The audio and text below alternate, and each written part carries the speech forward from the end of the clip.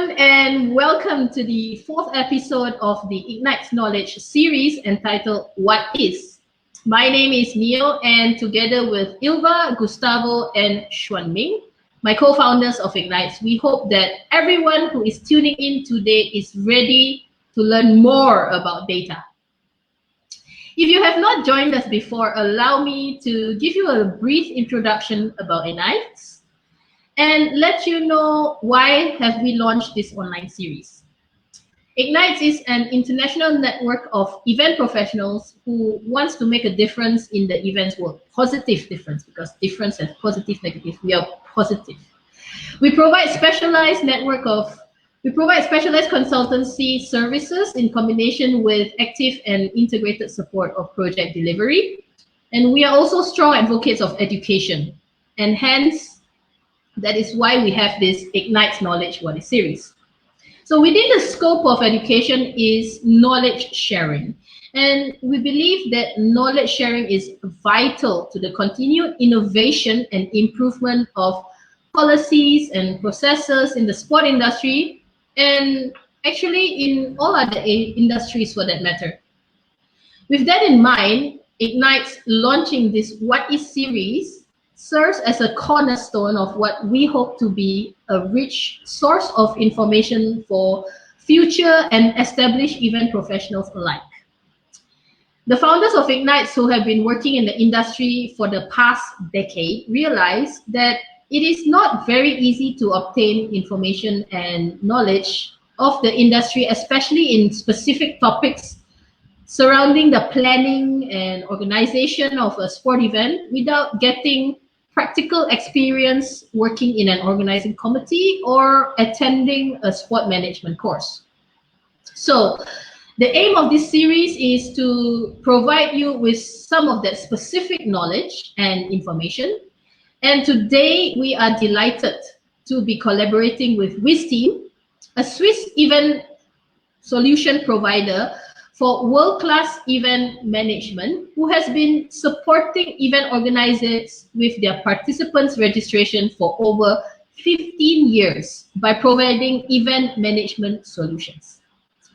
For this episode of What is Event Registration, our speaker is the Chief Operating Officer of Wisteam, Tim Goethals. Tim looks young, but he has over 15 years of experience in the sports industry, having worked in 2006 for the FIFA World Cup, as well as having been head of operations for the Sport Accord Convention from 2007 to 2010. He also has worked for the Association of Summer Olympic Sports Federations, ASUIF, where he was the head of administration and projects and played a major role in the development and expansion of ASUIF, overseeing the establishment of several technology-based solutions. So without further ado, let's welcome Tim. Hi, Tim.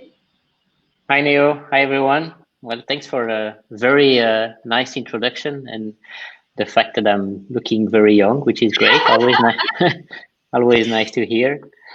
Yes, as you see, ladies and gentlemen, Tim looks like he's in his early 30s, so maybe even late 20s, right? But don't be fooled. He's very knowledgeable. So Tim, nice background you have there. I'm guessing you are now in the office. Where exactly is your office based? So our office is based in Lausanne, the Olympic capital, Switzerland. So where we have one of our offices, actually our headquarters, which is based in the Maison du Sport International here in Lausanne. So we almost everyone back to the office. Things are slowly getting back to normal, whatever we call it. So we're quite happy to be back in the office. So that's great. That's great. Okay, we can do a little bit more chat after your presentation. Sure. So you ready to rock and roll? Yes, I'm ready. All right. There we go. So for those of you in the audience, if you have any questions during the course of the presentation, please do not hesitate to type them in the chat and we'll get to them after. So take it away, Tim. There we go. So welcome everyone. Well, thanks for joining in today. As Neo mentioned in the introduction, I'm going to talk you or walk you through what I believe is event registration. So for the ones of you which are familiar with this knowledge series launched by Ignite, which I think is a great initiative to give back to our industry and to share knowledge. I will follow, I would say, the usual structure. So first, I'm going to give you my definition about event registration and explain you why it is important. Then we'll go over the building blocks of event registration. So what are the important elements of event registration? We're going to talk a little bit about the stakeholders involved in this process, timelines, or the usual timelines, because they can be different depending on what we're talking about. And then I'll finalize with some reflections. And at the end, we will follow with some Q&A, which is obviously, I believe, an important part as well. So without further delay, what is event registration? There is, unfortunately, no universal definition about event registration. I guess depending on who you are talking to, people might give you different views about what event registration is. You can obviously look at it with a very narrow or very broad perspective. So what I will try to do in the next 20 minutes or so is to give you my view on what I believe is event registration, bringing also my personal experience and the experience we have with Wisteam as a service provider in this area, in order to explain you a bit our definition. So obviously, when looking at it, I said before, we can look at it with a very narrow or a very broad perspective. I will try to take as broad as I can perspective to explain you a bit what we believe is event registration. Preparing this little knowledge series, I asked myself, okay, can I come up with a definition? And actually, I try to come up with a definition that you will see now, collecting all data requirements in relation to your participants in order to run your events operations efficiently. So this is a very simple definition I came up with, where you see there are a few elements which we go a bit more in detail later, which are important. The data, the participants, or you can call them as well your client groups, and obviously the event, because it can be, we can have a lot of different events. So if we look at maybe first the type of event, like I said before, if you look at a very narrow view on event registration, you could say that an example of an event could be your registration or your RSVP for your annual staff dinner at Christmas, for example, where you need to collect or know exactly who is coming to the dinner. On the other extreme or on the other spectrum, we can look at more complex events, a multi-sport competition, where you can have, for example, or where we look at example processes like accreditation. It could also be volunteer or workforce management or entries. But obviously, these are two different type of events with a different level of complexity, with a different, I would say, requirement in terms of what data you need to collect, because obviously your data is also related to your participant or client groups you need to collect the data for. So what is important is that you really go from what I would say from an input, what is the data you require, what is the input of data you require, to, on the other spectrum, as you see in the picture here, to come up with your information reports that you need to run your event smoothly. So in this example, it's a very funny example, obviously, where on the left-hand side of the picture, you see actually a sport entries form, which has been filled in, as you see, by hand. I'm not saying this is the way you should do it, but this is just an example. And actually, there is a lot of information on those four A3 sheets that have been glued together in order to produce at the end your reports you need to have to run your event smoothly. This is an example for the Anoqual Beach Games. I'm not going to mention the name of the NOC that has been given this paper in by hands. Obviously, it works, and actually, together with our friends from Ignite, this data has been put into the system afterwards in order to be able to generate those reports. But if you look at the definition, to go back to the definition, actually, you go from what is your input, what the data you need to run your event in order to produce your your output. So that's another way to look at the definition. In the definition, there are a number of elements, like mentioned before. Your event type, going back to my Christmas dinner, or an accreditation request or process for a multi-sport event. So obviously, the data you need for your Christmas dinner is obviously much simpler. You just need to know who is attending, maybe some dietary requirements, maybe some special needs that you need to collect, the name of the person, maybe the organization. Whereas if you look at an accreditation process, you obviously need to collect much more information, like passport information, and there is obviously another level of complexity. So this is where the function or the function area is quite important as well, on top of your event type. The client groups, like I said as well, are depending the type of data you would like to collect. Obviously, if you're collecting again your data for your Christmas dinner attendance, you only have one client group, which is basically maybe your employees or your staff. Whereas if you look at an accreditation process for a multi-sport competition, you might have accreditation requests for the media, where you just need to know who is attending, maybe the type of media. Is it a journalist, a broadcaster, a written press? Or if you look at athletes or coaches or officials, you probably need much more information, like passport information, credentials, and items like that. So all these, I would say, different elements are defining what is the data requirements you need, or what are the data requirements or the data types you need to collect in order to run your event smoothly. And this is where you have your registration process.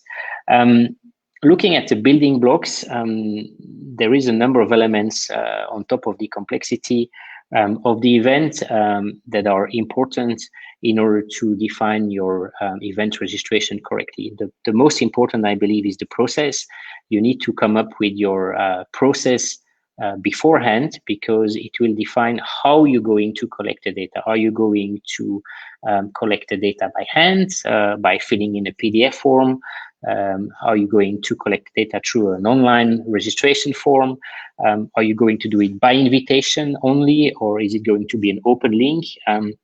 All these items are important. Related to that as well is what is the validation or the approval steps you're going to build behind your process, because obviously these are important as well. Related to that is your communication, because obviously when you are sending out links or information requests to collect data for your different client groups, there is some communication that needs to come along together with potential deadlines, the explanation of the process, because you could have a two-step process where first you collect a number of basic data like the personal information, and then in a second step, after a validation process, maybe some passport information. If you look at volunteers, maybe this is where in the second step you collect information such as what is the uniform sizes and things like that. So the communication related to your process are obviously an important element as well. Then if we look more on the output side, the data management and the reporting are crucial aspects. What I call data management, and it may be worthwhile explaining what we meant with that. Data management is really like going through the data you've been collected, making sure the data is accurate and correct, maybe go back to some of your participant or client groups to request for additional or missing data, validate a number of items such as forms. It could be an athlete consent form, it could be a passport, validating the passport is uploaded correctly, and items like that. And this then ties into your reporting, because at the end of the spectrum, like we saw before, you are generating a number of reports out of all the data you've collected in order to run your event pretty smoothly. And we'll come back onto the reporting in a minute.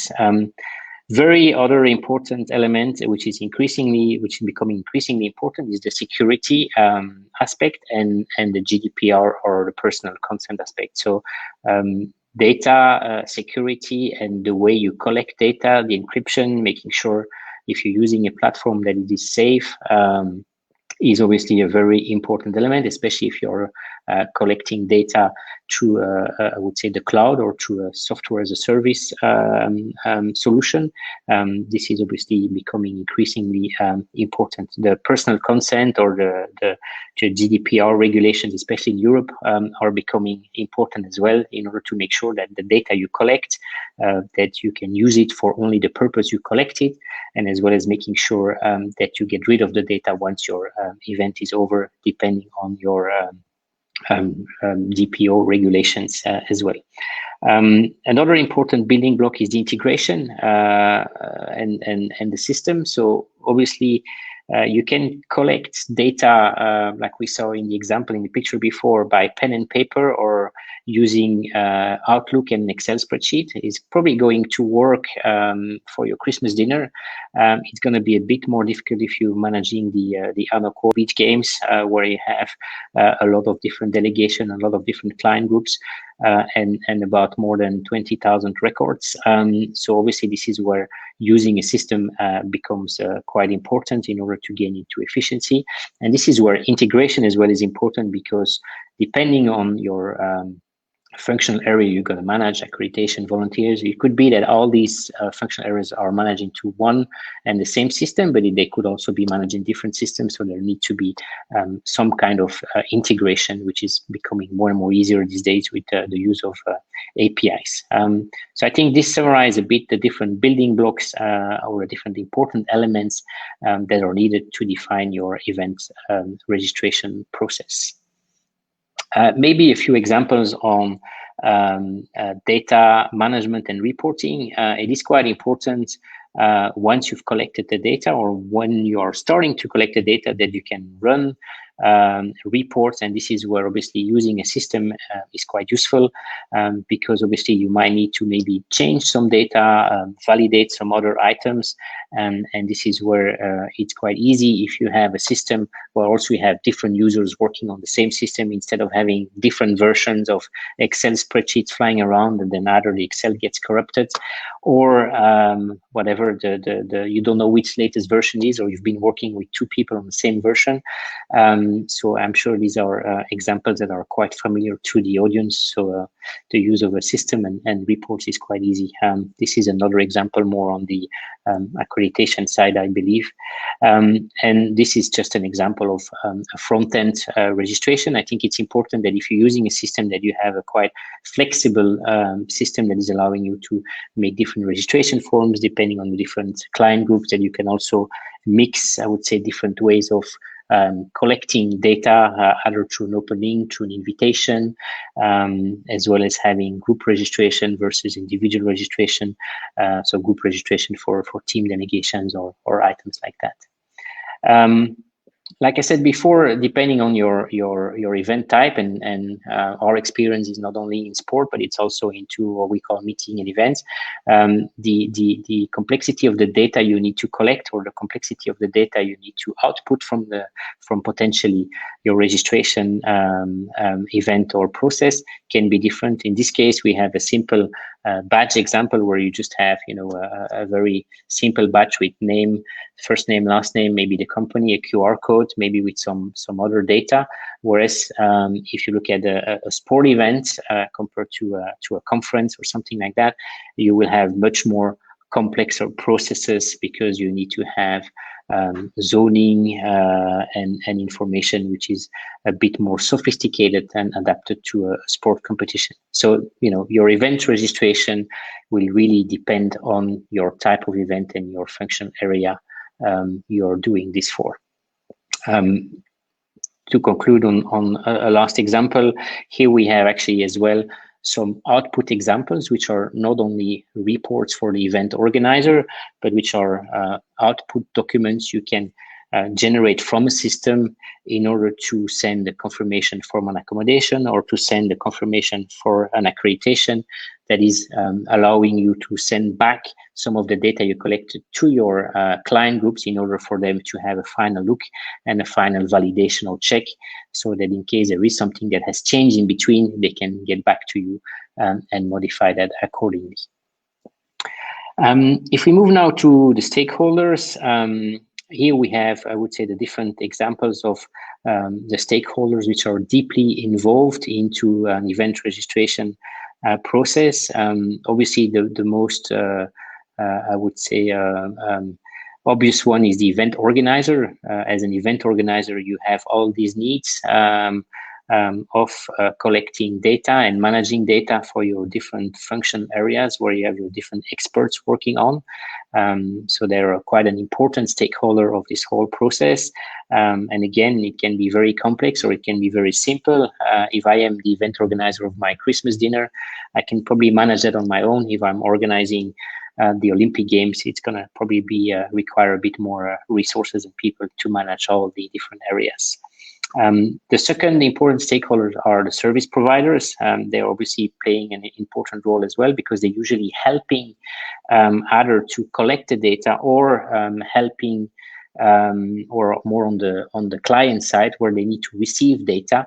For example, timing and scoring could be one example of a service provider. Obviously, people like us as Wisteam are also in that bucket. Obviously, the rights holder is an important one as well because they are as well usually more on the client side. They are the ones that are usually requiring to receive the data or have a view on your reporting because they want to know who is being accredited. They want to know who is arriving at what time. They want to know who is in which hotel room on the accommodation side. So they're an important one as well. Then to last but not least, the government and the authorities are obviously an important one as well. They are more on the security side as well because they want to know usually who is attending your event when they're arriving because there could be a background check process as well included into. And this is also part of what we would call event registration because you need to collect all that data in order for and then give access to that data to the government or authorities so they can do a check or a background check on certain populations or client groups. We're almost at the end. To conclude on a typically timeline. Obviously, your timelines can be very different again if we're speaking of the Christmas dinner or we're speaking of the accreditation process for multi-sport games. But I think the different steps you see here are probably applicable to, I would say, a generic process with different levels of complexity, obviously. First of all, the planning phase is important. You need to define your process, and I've mentioned it before, and I will still mention it at the end. The process definition is definitely one of the crucial ones. You need to define in advance how does your process look like, who are your client groups, what is the data you need to collect, how are you going to do that, what are the steps you need to validate and things like that. So this is really an important aspect which I cannot stress enough in a typically timeline. Then obviously you have the registration opening where you are inviting people to register or you send them a nice cover letter so that they have the instruction about what they need to provide to you by when. When I say to you, is the event organizer. Once you start then the data collection process, which can be in different ways, there is at the same time, the data processing that starts, which is, like I mentioned before, the data management, the checking of the data, checking if the data is accurate, is complete.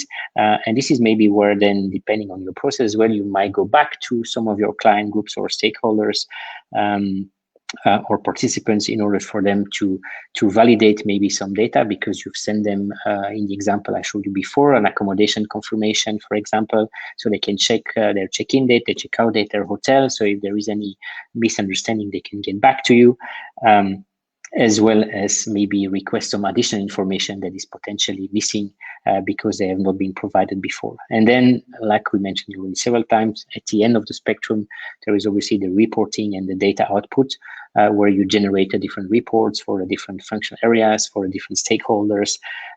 This is obviously a very important element, and the reporting needs to be flexible because obviously this is where you're doing all these different steps in order to, at the end of the day, being able to generate your output and your reports.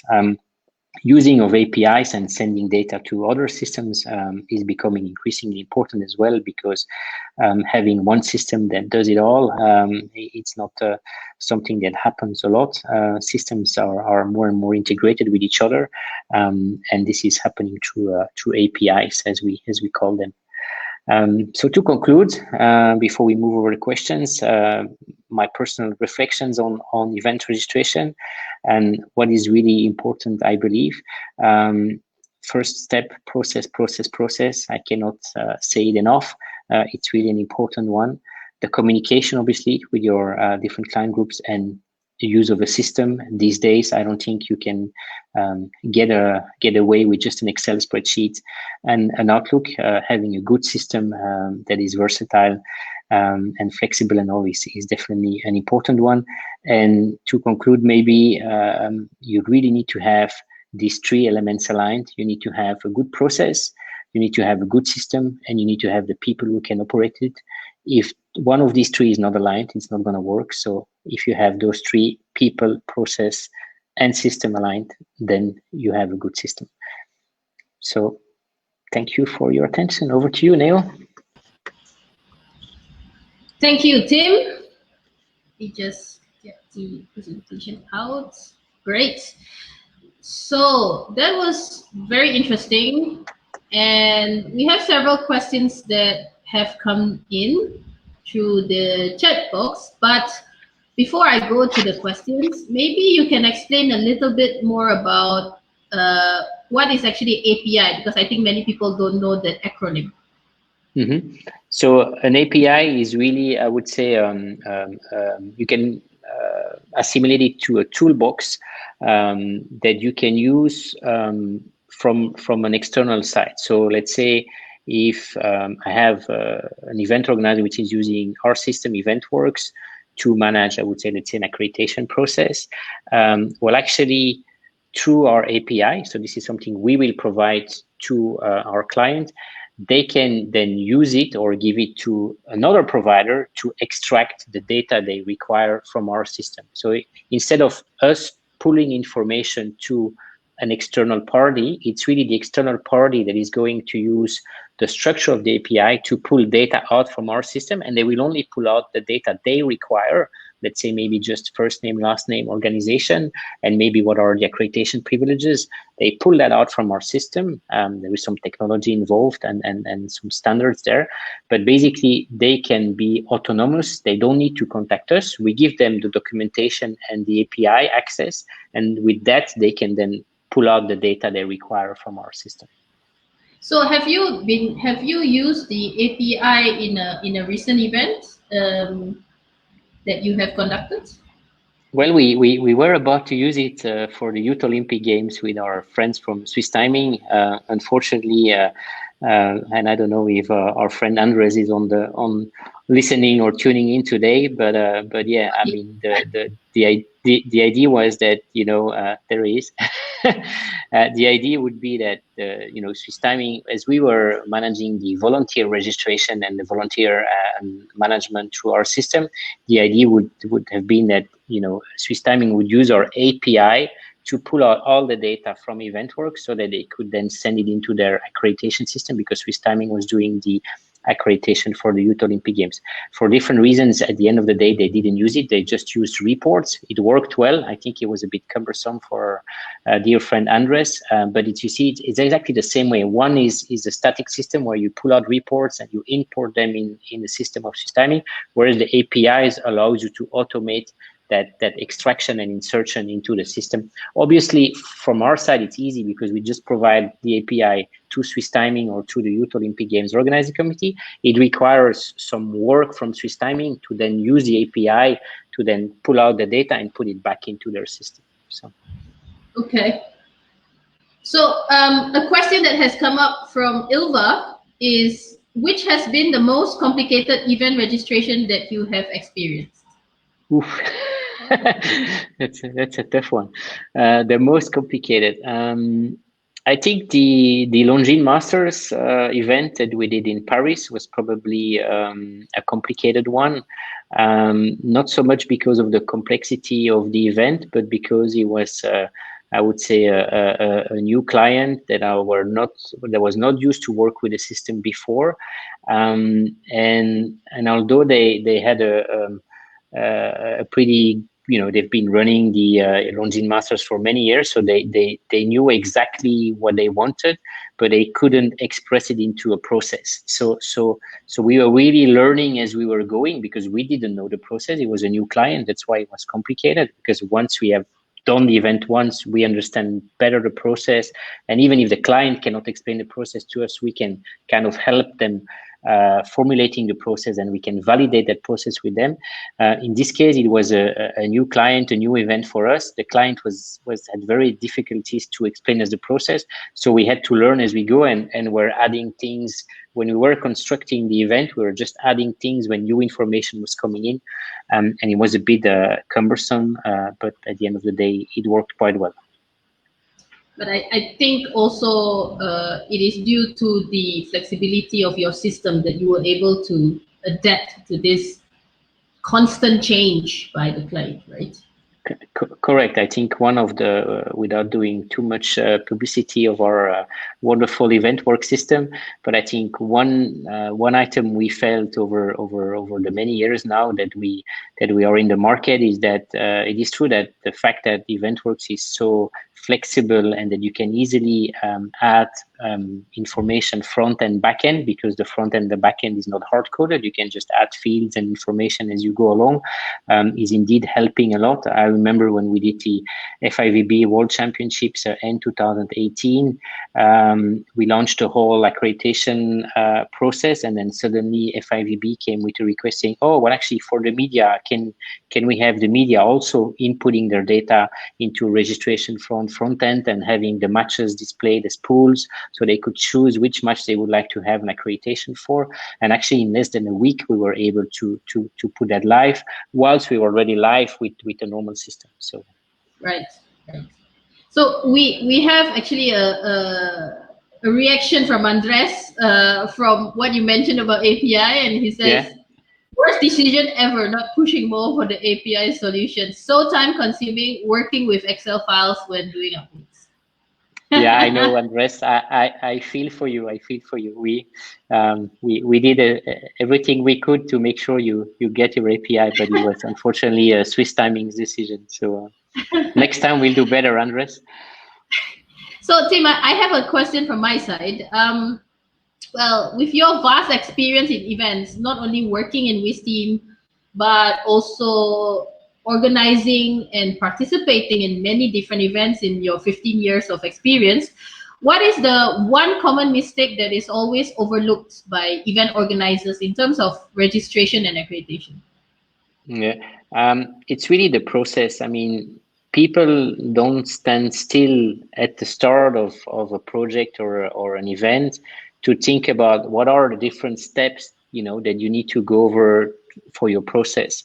And that's why I think I stressed it a lot during the presentation. I think for me, defining the process, and one day I've said when we have our annual workshop, I would like to run a workshop on how to model a process flow, because I think that's really what some people are missing. I think it's a difficult one because you really need to have a special mindset to think process instead of thinking people and data and things like that. So I think people usually see the outcome, what they want, or the people they want to collect data from, but they usually missing the overall picture. And I think one of the reasons of that missing of the overall picture as well is that people work in silos. You have the accreditation that works in a silo, the volunteers and workforce management works in silos, sometimes with different systems, the VIP hospitality, the media, and as a result, there is no overall view, and as a result, no overall view on the process. I think now more and more, and we see it with our system, where we're providing, I think Longines Master, where we're providing, I would say, a system that covers, I would say, different functional areas together. You have the needs, or you have no other choice than looking at the overall process, which is helping you to be more efficient. But I guess that process vision is definitely lacking, I would say, in industry. And I think my personal feeling is that this because traditionally people were working in silos, which is definitely changing, I would say, these days. So there is hope. I totally agree with you, Tim. And that brings me to my next question, which is, can a good event management system result in a reduced number of workforce? Since we are not working in silos anymore, can then maybe an event organizer reduce the number of workforce and pay more attention to good processes and event management systems? The answer is definitely yes. I think if you have a good system, and we all know the stories where, and I'm coming from the event management as well as most of you guys which are tuning in today, we all know the stories where we stayed up until 2 or 3 a.m. going through Excel spreadsheets, making sure the data was correct. I think by having a good system, you get away from that, and you gain definitely in efficiency, and as a result, potentially reduce your people. But I would say more importantly, I think if you have a good system and you don't spend that time on reviewing Excel spreadsheet, which is zero added value. You need to do it because it needs to be correct, but it has zero added value. So if you have a good system and you spare all that time, at least the event managers can focus on what is really important and what is really adding value through offering their experience into the rest of the event, and not just doing, I would say, stupid data management. And I've been there as well. I remember Dubai Sport Accord Convention, where I went through rooming list until 2 a.m. Every night with the PCO back in the days, because the data was not correct and we didn't have a good system. So I think, yeah, I mean, reducing number of staff or people working on event, definitely, but I would say as important as that is also using the people to more added value activities than just doing stupid and simple data management. Yeah. Yes, I totally agree with you on this. And I think many of us who are listening here today have actually gone through that overnight checking of data, and I myself is one of them as well. So we all share a common pain. So we have another question for Ilva today. Ilva is very active because she likes this topic very much. What are the things that people say they need most these days for their events? What are the things people say they need? When you say they need, I think what she means is in terms of event technology, because the next question goes is, what is the next most exciting thing in event technology? Yeah, well, I think in event technology, I think that there is a lot of innovation coming forward to, which is not necessarily new technology, to be honest, but where you can as well gain a bit in efficiency.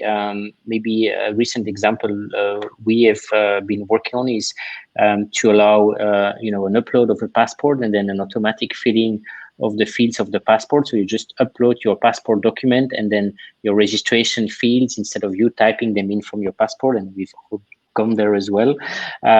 It's filling in automatically through artificial intelligence and character recognition. It's putting all the fields in place. And I think examples like that are, and like I said, it's not new technology, but I think there are small innovations and improvements that are more and more coming forward and be used by providers like us in order, again, to gain in time and efficiency. Maybe another example there in terms of innovation is the facial recognition. We are now looking at working with a partner to allow facial recognition and the printing of your accreditation badge based on a self-standing kiosk where you can just have a picture. The system is recognizing you, and I'm sure that access control in the future, instead of having your QR code or your chip scanned, it will be more with cameras and facial recognition, and you will just walk through gates and the system will automatically detect you there. So I think the technology, as you know, is evolving very fast. I think we are working hard as Wisteam to make sure we stay on top of these technology items. But I would say these are probably two examples that I can think of right now, which are quite important that people are looking at. So it's interesting that you mentioned about the face recognition, because that was one of my questions. Because now with, as you said, with facial recognition in the future, and that in with access control just by cameras, would you say that we can get rid of printing of the cards? I do hope so, that in the future we will be able to get rid of the cards. I mean, today already, what is usually giving your access is your QR code. So there is nothing, and we already do it, that you have your QR code as you have a plane ticket on your passbook or on your phone or through the app. That you can then show at the entrance, which actually gets rid of your accreditation, because as long as you scan it, the person scanning can see your name, your picture, can make a visual check that it's really you, maybe check your credentials on the little screen, which can be just on a phone, and that is, I think, definitely enough to get rid. I think unfortunately in sport we are lagging behind in these type of things. We see working as well with governments and corporates outside of sports. They are much more on the forefront of these type of innovations, because I think in sport, the accreditation is still, rightfully or wrongly, I don't know, a prestige element. Everyone likes to have the accreditation around the neck and keep it in the office, and me as well. I'm not an exception to that. But I think the accreditation in sport is still, especially for big sport competitions like Olympic Games and World Championships, it's still, I would say, a prestige element that is difficult to replace by just having a QR code on your phone. But I hope we get there one day. That's great. That's great. I really hope, because I think as we move forward to more sustainable solutions, I think getting rid of printing of accreditation is a big step forward. Yeah, I agree. And together with accreditation, if you go to an event like the program, the list of delegates, the speakers, all that information is now easily available into an app that you can provide as part of the integrated system. And obviously you don't need to print all those things. So I agree with you. I mean, we need to think about Mother Nature, especially in these days. So yeah, I'm sure we get there. The younger generation is pushing a lot. Definitely. So, Tim, we are actually, moving quite fast with the time. Okay, I'm going to ask one question from my side, and then I'm going to take one more from the audience. So, you are working with Wisteam, and we in Ignites, we actually like to work with your system. So we want to know a bit more, why actually is Wisteam's event work system different from other systems in the market right now?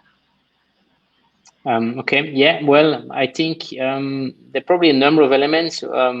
One important element, which is at the origin of Wisteam as a company, is that we all come from the event management side. So we've all been there with the Excel spreadsheets until 2 a.m. in the morning. So I think what we try to do with our solutions is to offer, I would say, very practical tools and features and functionality to the event organizer in order to save the time and the energy. As part of that, we have a lot of what I would call data management functionalities, like edit on-off into a report, which is basically inline editing in a reporting. We have functionalities like calculated fields that are allowing you to build your own calculated fields, so that, if you want to define a field where you have an early check-in or late checkout based on the arrival time, it's calculating it automatically. So I think we have this type of functionalities that are definitely helping event managers, we believe. The other important element is that we try to build a system that is flexible and where the users are empowered to do whatever they need to do. What we love is that we give access to our system, and then the event manager or the users, they get away with it, and we don't hear from them anymore, because they can do anything they need to do, create different fields and so on. So I think this is really important to us. It's really the philosophy behind the way we've built the system, that you as a user, you should be empowered to do whatever you need to do. So you don't need to call us to add a new field onto your registration form. It's not going to cost you any time or money. You can just do it by yourself. So that's, I would say, the second really, I would say, important element I would mention. And the third element is innovation. I think we are always on the outlook of innovation, like we mentioned before. We invested Wisteam between 20 to 25% of our annual revenue back into the tool. So we reinvest quite a lot of our revenue back into the development of the tool. We believe it's important to do that, and I think it's the only way to keep and have a tool that is adapted to the current needs of the event manager, which are constantly evolving day by day. So yeah, I think that practically sums up what Wisteam and EventWorks is all about. But you mentioned about empowering the user. I think empowering the user is a very important tool.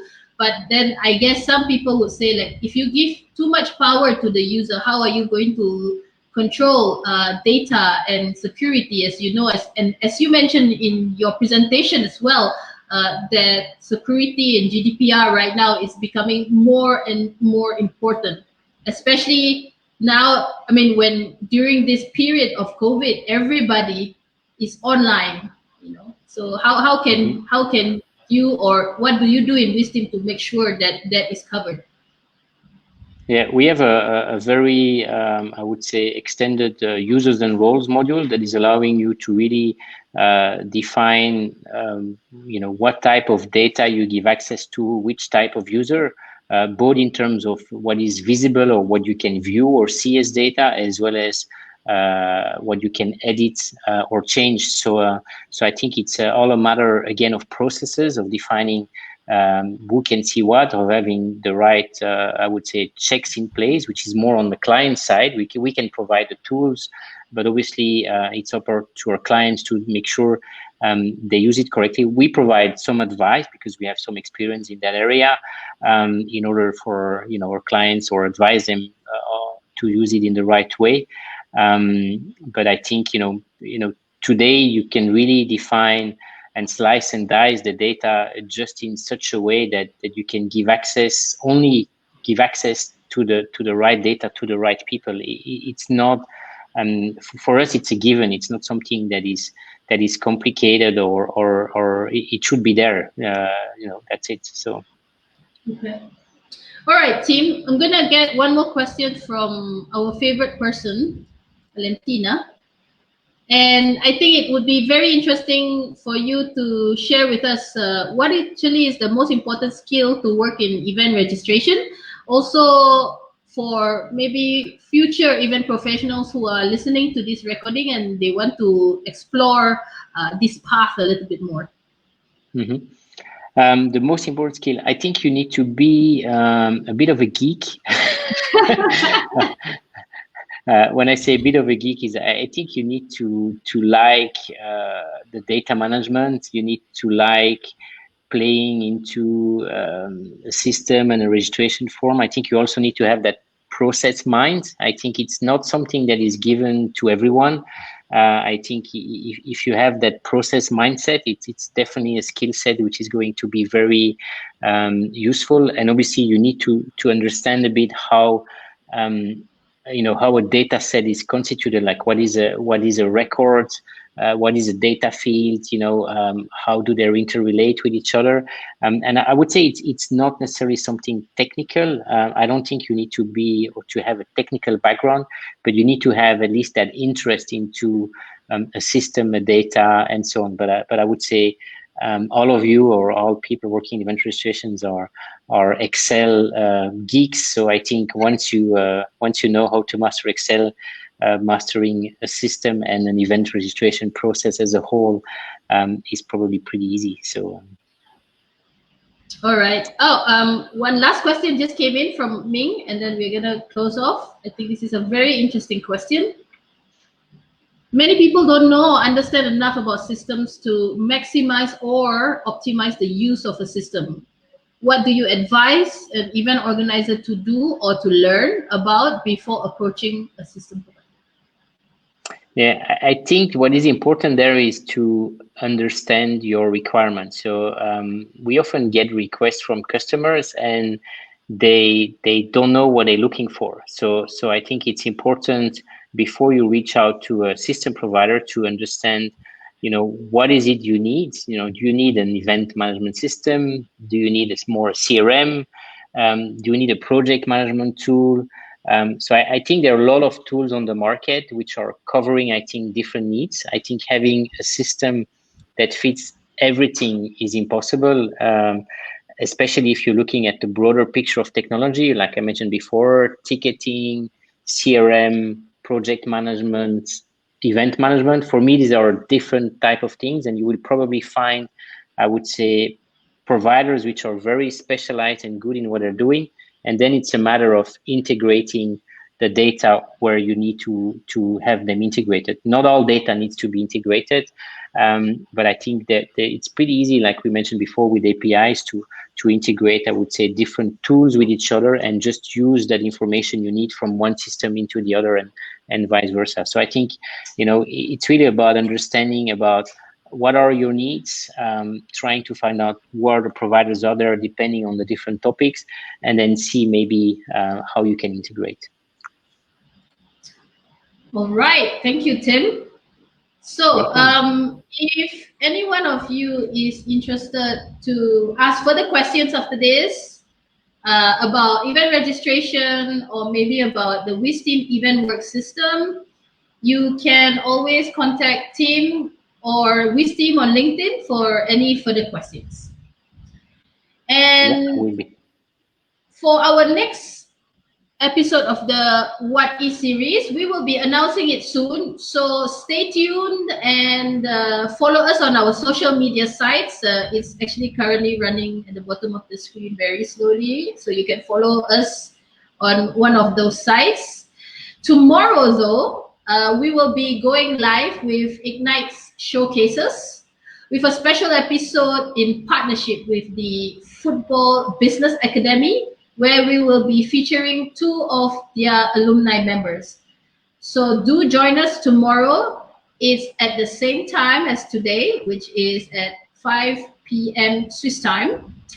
And I hope that all of you will be able to join us. And Tim, actually today you have quite a big fan base. We have people from India, from Argentina, from Norway, from Latvia, from Portugal. So yes, I think you have to start your own fan club right now. There we go. I will do. Well, thanks for the opportunity. Thank you, Ignite. I think it's a great initiative to give back knowledge and share knowledge amongst each other. So well done for the initiative, and thanks for the opportunity. Thank you, Tim, and thank you everyone for watching. Goodbye. Bye.